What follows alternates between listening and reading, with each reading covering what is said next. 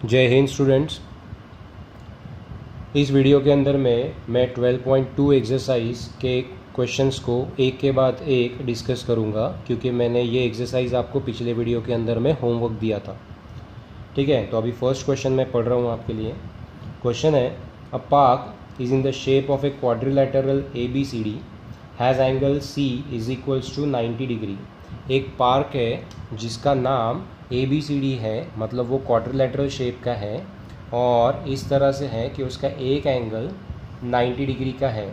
से for example A, B, C और D, जिसमें एंगल C 90 डिग्री का बताया है। AB is equals to 9 metre, BC is equals to 12 metre. AB is equals to 9 metre, BC is equals to 12 metre, CD is equals to 5 metre और AD is equals to 8 metre. इस तरह से इसके dimensions है। अब क्योंकि ये rough figure है, इसलिए इसमें हो सकता है कि 12 मीटर वाली साइड छोटी दिखे और 9 मीटर वाली साइड बड़ी दिखे, और हम लोगों को सिर्फ इसको रफ फिगर के तौर पे ही देखना है। क्वेश्चन है, how much area does it occupy. अब यहाँ पे अगर हम लोगों को इसका एरिया निकालना है तो हम सब जानते हैं कि हमको इसको ट्रायंगल्स में कन्वर्ट करना पड़ेगा। किसी भी क्वाड्रिलैटरल को ट्रायंगल्स में स्प्लिट करना है तो आपको उसके डायगोनल्स ज्वाइन करने होते हैं। दो में से कोई भी एक डायगोनल ज्वाइन करना पड़ेगा। अगर आप AC डायगोनल को ज्वाइन करने का सोच रहे हो तो वो गलत हो जाएगा, क्योंकि एंगल C 90 डिग्री जो दिया है उसका कोई ना कोई यूज़ ज़रूर होगा। अगर आप AC को ज्वाइन कर दोगे तो एंगल C स्प्लिट हो जाएगा और ऐसा हम बिल्कुल भी नहीं चाहेंगे। ठीक है, इसलिए मैं यहाँ पर ये BD डायगोनल को ज्वाइन कर देता हूँ। अब ऐसा भी क्यों कि एंगल C का हमको काम पड़ने वाला है। अब ऐसा है कि गिवन में जो दिया रहता है बेसिकली वो हमको प्रॉब्लम सॉल्व करते वक्त कहीं ना कहीं यूज़ होता ही है। ठीक है, अब यहाँ पे यूज़ क्या होगा ये मैं आपको बताता हूँ। यहाँ पर भले ये ट्रायंगल राइट एंगल ट्रायंगल है तो यहाँ पर हम half into base into height के फॉर्मूला से एरिया तो निकाल लेंगे, पहला वाला, लेकिन दूसरे ट्रायंगल के एरिया के लिए हमको हेरॉन्स फार्मूला ही यूज़ करना पड़ेगा। ठीक है, और जिसके लिए हमको इसकी 3 साइड्स की ज़रूरत पड़ेगी। अब आप में से कुछ लोग सोच रहे होंगे कि यहाँ पर हेरॉन्स फार्मूला क्यों यूज़ करना पड़ेगा, तो उसका आंसर ये है कि यहाँ पे कोई भी एंगल 90 डिग्री का नहीं दिया है, ना ही यहाँ पे कोई अलग से एल्टीट्यूड दिया हुआ है, इसलिए हम half into base into height use नहीं कर सकते हैं। यहाँ पर हम ज़रूर कर सकते हैं बिकॉज यहाँ 90 डिग्री है। तो आपने फर्स्ट वीडियो में सीखा था कि 90 डिग्री वाले ट्रायंगल में जो परपेंडिकुलर के बीच में जो दो साइड्स फंसी हुई रहती है, यानी एंगल राइट एंगल के बीच में दो साइड्स आई रहती हैं, वही बेस और हाइट का काम करती है। लेकिन यहाँ पर ऐसा कुछ नहीं होने की वजह से हेरॉन्स फार्मूला ही एकमात्र सॉल्यूशन हमारे पास बचता है। ठीक है, तो आई होप आप लोगों को ये जस्टिफिकेशन समझ में आया होगा। अब हम एरिया ऑफ ट्रायंगल BDC पहले निकाल लेते हैं।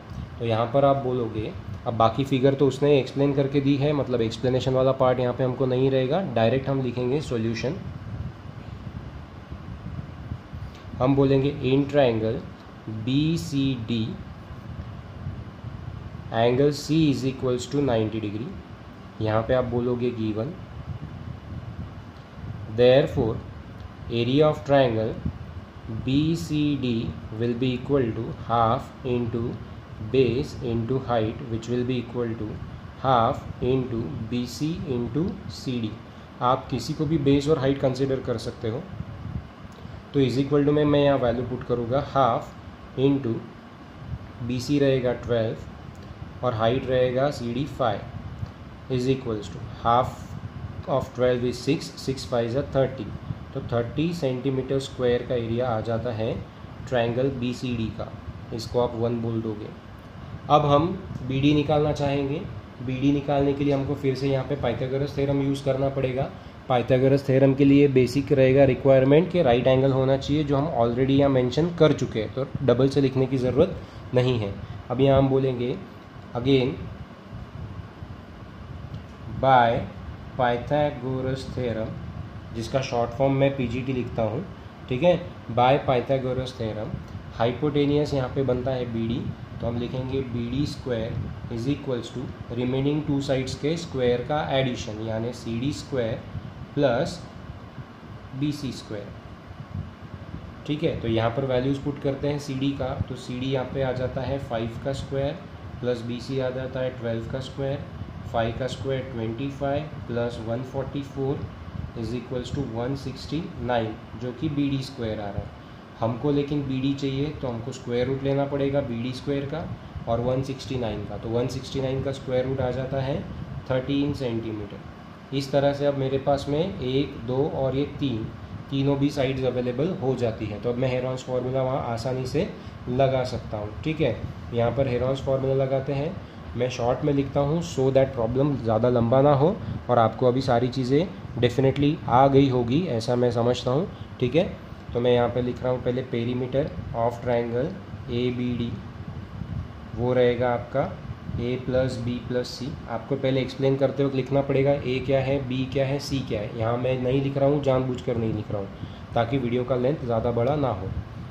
अभी a का वैल्यू आएगा 8 आप ले लो सपोज़, b ए ले लो, c ए ले लो, तो आएगा 9 प्लस 13, तो आता है 13 और 9 22, 22 और 8 आ जाता है 30 सेंटीमीटर का पेरीमीटर आ जाता है। तो सेमी पेरीमीटर आ जाएगा 30 डिवाइडेड बाई 2 यानी 15 सेंटीमीटर का। ठीक है, अब यहाँ पर हम लोग लेते हैं bye Heron's formula.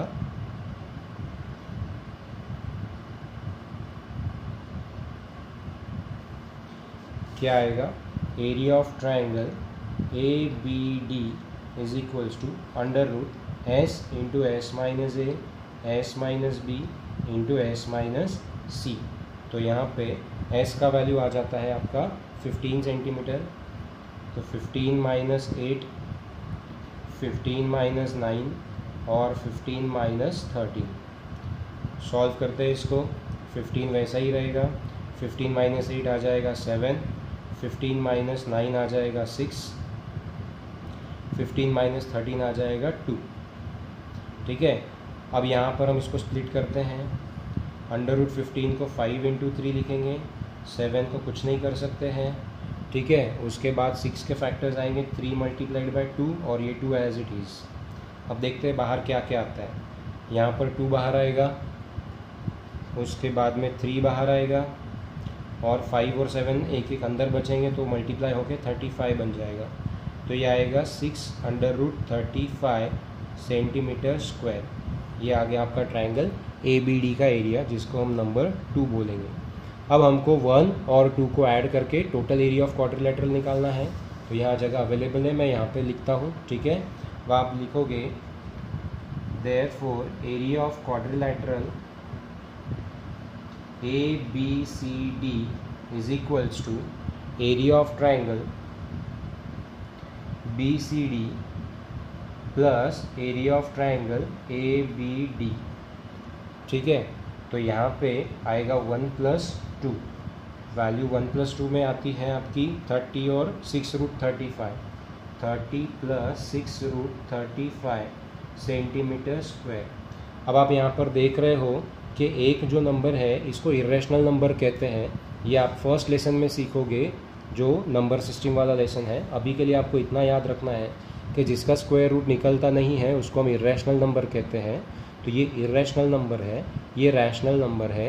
Rational number और इरेशनल नंबर कभी भी ऐड या सब्ट्रैक्ट नहीं हो सकते, इसलिए ये आंसर वैसा ही रहेगा। मतलब इसी को आप फाइनल आंसर मान सकते हो। ठीक है, इसी को आप फाइनल आंसर मान सकते हो। ज़्यादा से ज़्यादा आप यहाँ पे फैक्टराइज करते वक्त 6 और 30 में से 6 कॉमन ले सकते हो अगर आप लेना चाहो तो वो आंसर कुछ ऐसा हो जाएगा। 6 ब्रैकेट में रहेगा, 6 कितने ज़ार 35 ज़ार, और यहाँ से 6 बाहर आ गया तो बचता है रूट 35। तो ये एक आंसर हो सकता है। तो ये दोनों में से कोई भी आंसर रहे उससे कोई फ़र्क नहीं पड़ता है। जिसके पास एनसीईआरटी टेक्स्ट बुक है वो देखेगा कि पीछे आंसर फ्रैक्शन डेसिमल में दिया हुआ है। वो इसलिए क्योंकि उन्होंने रूट 35 की अप्रोक्सीमेट वैल्यू ली होगी by long division method of square root. लेकिन हमको वो नहीं करना है, आपको ये आंसर यहीं तक रखना है। ठीक है, तो that should be your answer. अब अगर किसी ने किया हुआ है तो ये आंसर अगर वेरीफाई हो रहा है इन दो में से कोई भी, मतलब कि वो सही है। अगर नहीं हो रहा है तो इसका मतलब वो कहीं ना कहीं यहाँ स्टेप में गड़बड़ कर बैठा है।